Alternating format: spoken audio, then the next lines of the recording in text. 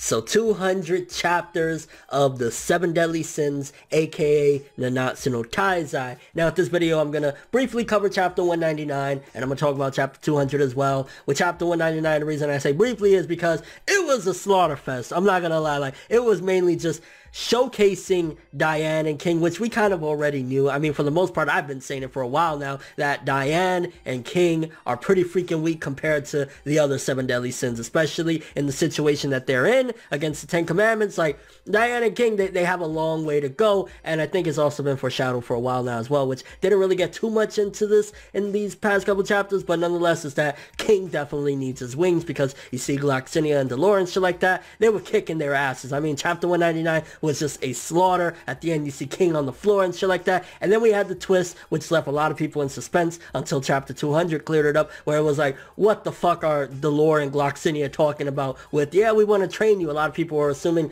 maybe they want to take their bodies. I mean, to me, I felt it was pretty obvious that, okay, so Gloxinia and Dolores, they have ulterior motives. They're not necessarily evil with the 10 commandments. We're going to get more explanations in 200. So that's what I took it as, but there were some other people with other different theories. So it was interesting nonetheless. In chapter 199, for the most part, it was a pretty damn good chapter. It was pretty brutal to see Diane and fucking King get their asses kicked, but it was a pretty damn good chapter. 200 is where we got a lot of information, and I feel as though 200 onward, it's going to be very vital to the 7 deadly sins and even its popularity. And what I'm referring to is the fact that seemingly we're going into a backstory arc, a history arc, where we're going to find out what happened 3,000 years ago, a lot of different things, because the end of the chapter, which got me really excited, is seemingly going that route, where we're going to have, at the very least, maybe a mini arc or something like that, showcasing what happened in the past. Now, depending on how long this arc goes as well, could be very pivotal to the popularity of the 7 deadly sins. And what I'm referring to mainly is the fact that a series like Magi, for example, it did a history arc where we learned about the predecessors and stuff like that of the characters that we had and what actually happened. The good thing about this is that at the very least, Meliodas is going to be a part of this, and in, you know, certain regards, King and Diane as well, because, you know, they're in Gloxinia and Dolores' body. So it's not going to be a complete radical departure from the characters we love, but nonetheless, if this arc doesn't slam and give great stuff, then 7 deadly sins could fall off real quick, because for whatever reason, a lot of fans don't like backstories. Whenever we get to the flashbacks and actually the stuff that I find extremely interesting, how everything started and stuff like that, people fall off and they're like, just get to the main stuff, I just want progression. But for me, I love shit like this. I eat this shit up all day, so I'm really excited about this. But again, it could be very pivotal to the 7 deadly sins' success, the popularity, and overall the longevity, because, you know, fans fall off, then they're gonna, hey, get rid of this sooner and shit like that. So hopefully that's not the case, and again, this is exciting. One of the things to note, definitely in the ending of the chapter, or towards the ending of the chapter, when Gloxinia and Dolores were talking, they were pretty close with Meliodas. I mean, we know that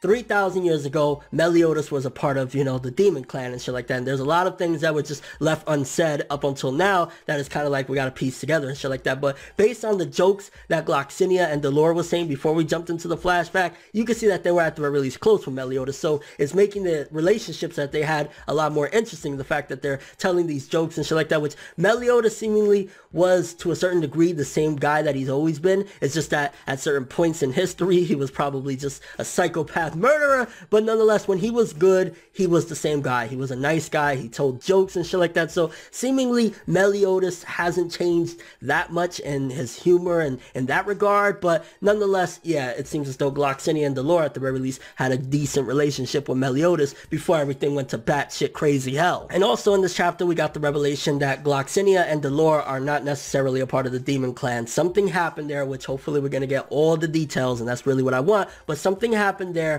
where they had to make a decision, and ultimately something went unaccording to plan. They had a plan and shit fell off when they were fighting the demon clan, and they had to make a decision. Now, you got to think, what was the variable that threw everything off? If Gloxinia and Dolores were actually putting up a very good fight against the demon clan, you know, the 10 commandments and the demon king himself, what went wrong. I'm guessing it has something to do with when Meliodas flipped. I think when Meliodas flipped and when he killed a couple different people, and as well as something to do with the Goddess clan, because we've had hints that the Goddess clan was the reason why the demons really went fucking apeshit and started doing things. So I think it's going to be a mixture of maybe when Meliodas turned on everybody, and at the same time with the Goddess clan, what they did, maybe that's what made everything go wrong, and why Gloxinia and Dolor had no choice but to infiltrate and wait to the day where they can get successors to take out the 10 Commandments, because they realized they couldn't do it themselves. Especially now you have Esterosa, you have all these fucking strong ass people, including the Demon King himself, which we haven't really seen yet.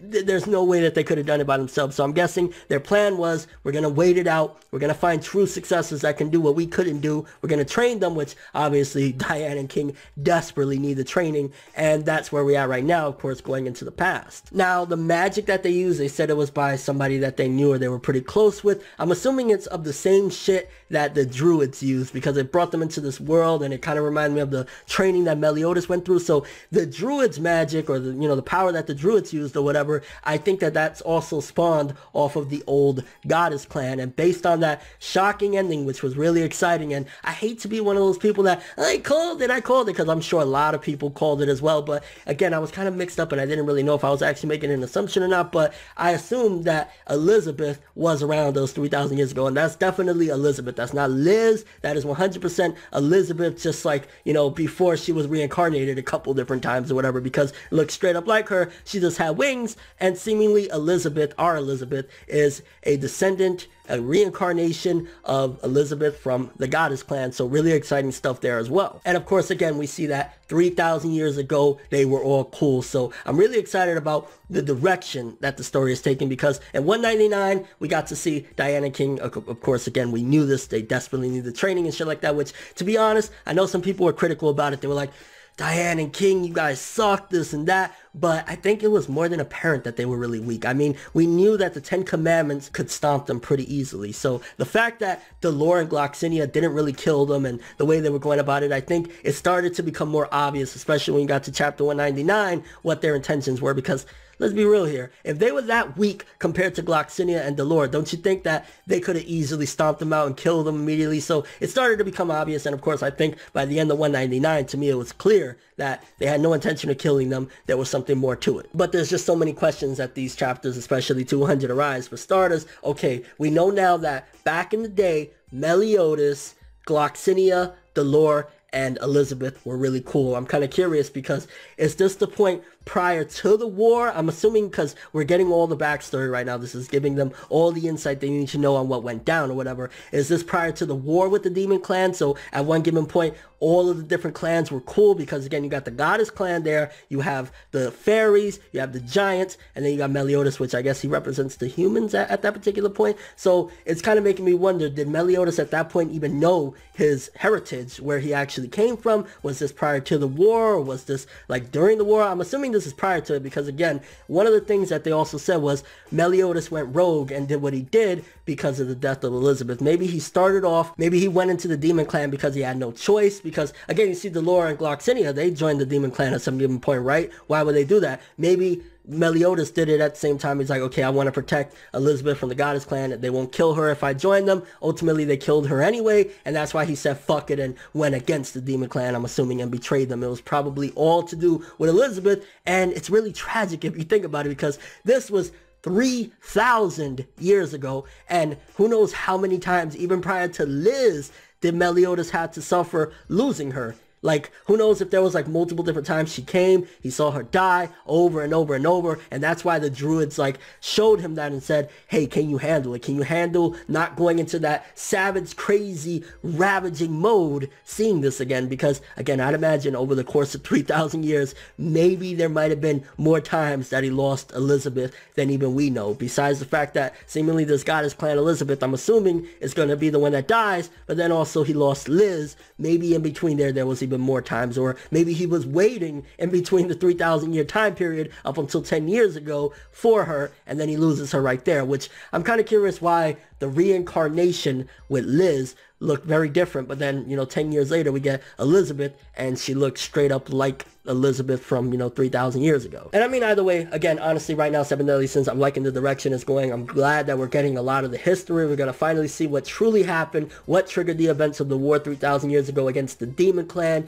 Meliodas' betrayal of the Demon Clan, how he even got into it, because again, it looks as though the events that we're looking at right now is probably prior to Meliodas joining up with the demons and shit like that. Probably Gloxinia and Delore all just, repping their people and whatnot, and then eventually something's going to happen for all of them to join up and shit like that. So exciting stuff. I'd say maybe last week's chapter, the demolition that Diane and King received and shit like that, good to a very good. I'd say the latest chapter, honestly, I thought it was great because it's leading into something really awesome. So probably 8.5 to a 9 for this one. Maybe a solid 8 for last week's one, 199. Let me know what you guys think, though. First of all, what do you think we're looking at right now? Is this prior to the war with the Demon Clan? Also, Elizabeth, this 3,000-year-old version of her. Do you think that she died more than just the one time? Like maybe she kept on reviving, being reincarnated. Meliodas, over the course of 3,000 years, lost her more times than even we know. And what are your expectations for the length of this arc? I'm hoping that it's not too long, not too short either, because if we're going to be getting the backstory of how everything started,